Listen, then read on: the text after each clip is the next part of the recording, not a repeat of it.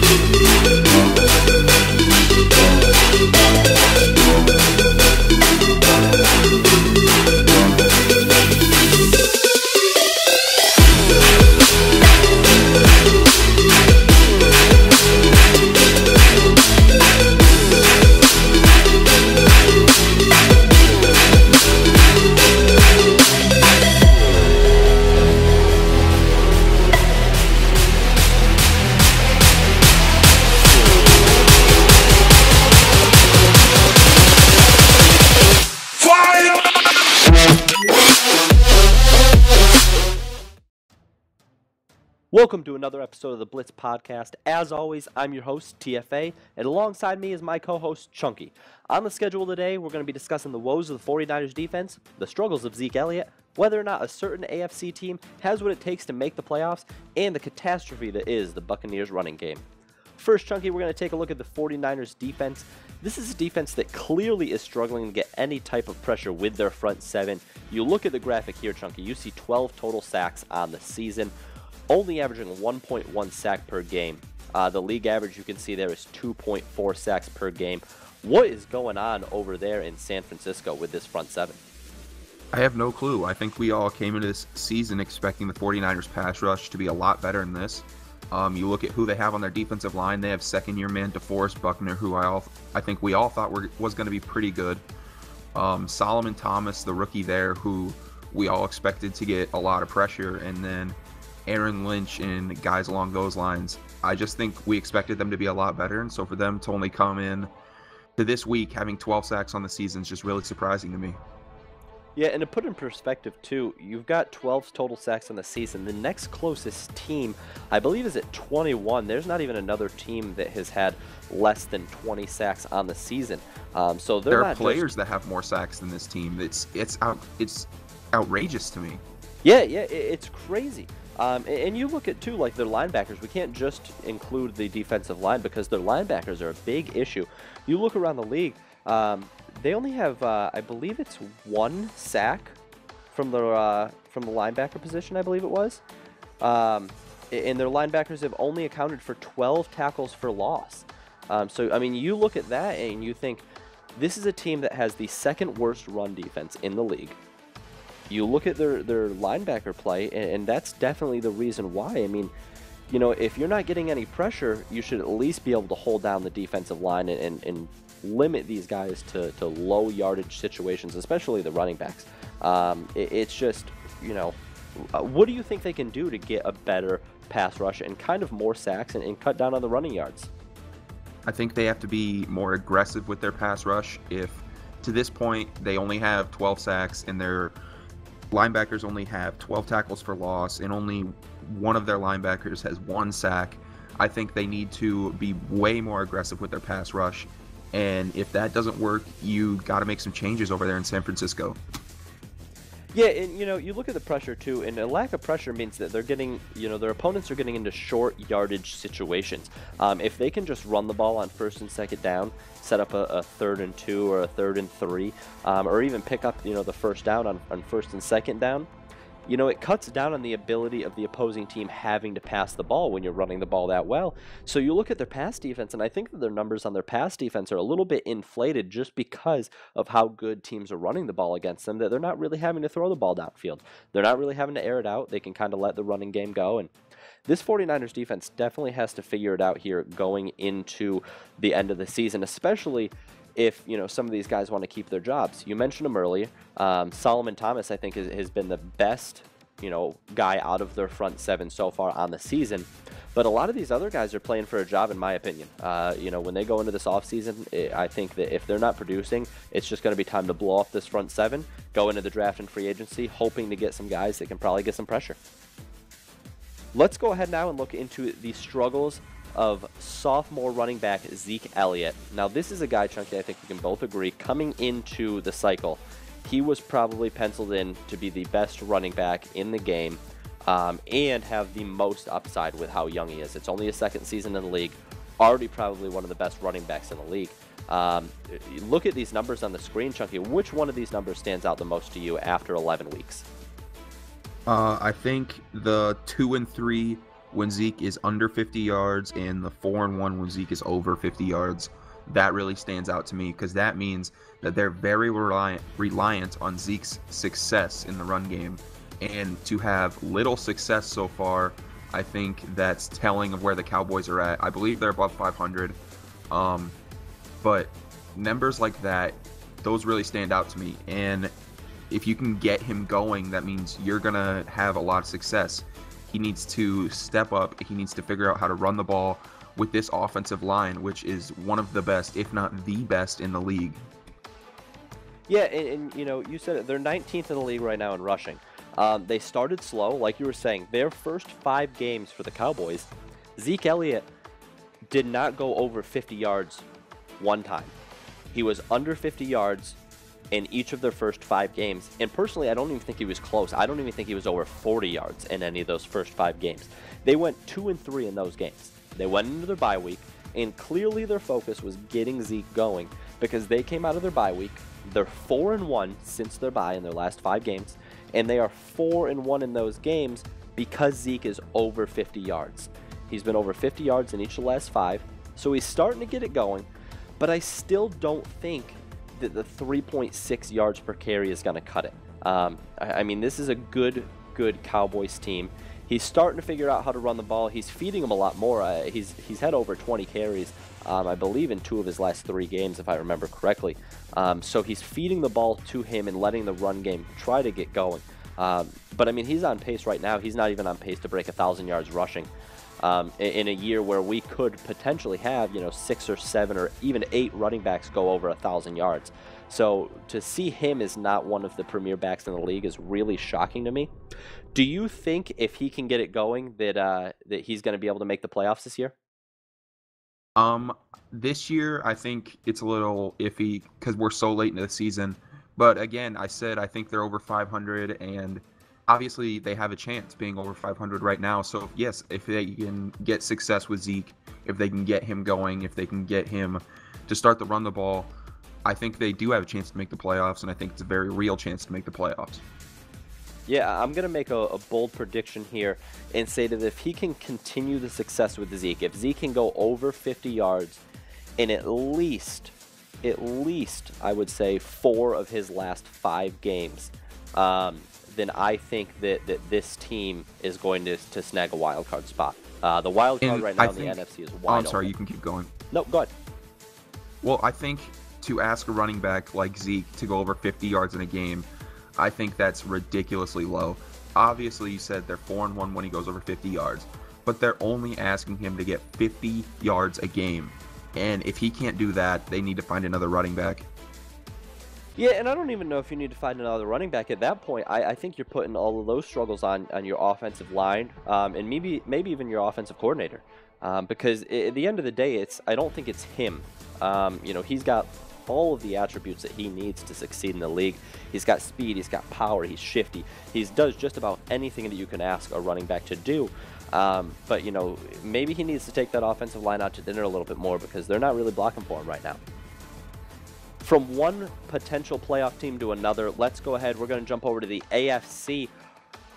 This is a team, they got a huge win last night, the Colts. The Colts could potentially be playoff bound this year, and I don't think anyone would have thought that. Owner Tao over there is doing a great job. He got a massive win last night against the Titans. They beat the Titans last night. I believe it was 48-21 was the final score. I think the only way that this team makes the playoffs is if they win the division. First, I'm going to ask you, do you think that the Colts are going to make the playoffs this year? I do not. You look at the Titans' remaining schedule and you look at the Colts' remaining schedule. The Titans play the 3-7 Texans, the 5-6 Cardinals, the 2-8 49ers, the 4-6 Rams, and the 1-10 Jags. and they could potentially win out. They could win all those games. I think if there's one game they lose, it's to the Texans or maybe the Cardinals, but I really don't see either of those games.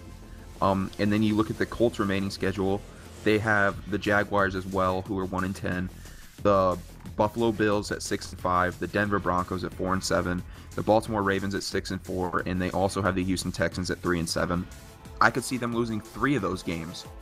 And so for me to say, hey, I could see one team winning out and I could see another team losing 3 games, it's really easy for me to say this is who I think is going to win the division, and I think it's going to be the Titans. See, I'm going to completely disagree with you here. I'm not disagreeing that I think that the Titans have an easier schedule remaining. You pointed out, I think that the Titans, their owner, Sonny Weaver, always goes 10-6. He's sitting at 6-5 now. I think he's going to go 4-1 in his last 5 games. He's going to finish at that 10-6 mark again.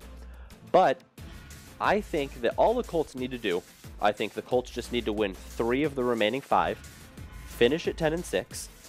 They finish in a tie with the Titans.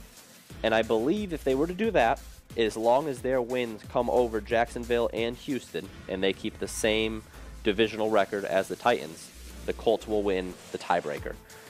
So I currently have both teams finishing at 10-6, with the Colts winning the tiebreaker. I think that he has a good shot. I think he's going to beat Jacksonville. The Buffalo Bills, they're a good team, but they're really struggling. I think he's going to go to Buffalo, and he's going to beat them. Denver is a trap game. Denver is the game that I can actually see them losing. Denver's much better than the record suggests. So I think they're going to lose against Denver. And then I think they're going to beat Baltimore and Houston. And I think they're both going to be 10-6. And I think it is going to be another 10-6 year and another year of not winning the division for Sonny Weaver and the Tennessee Titans. That is going to be my bold prediction.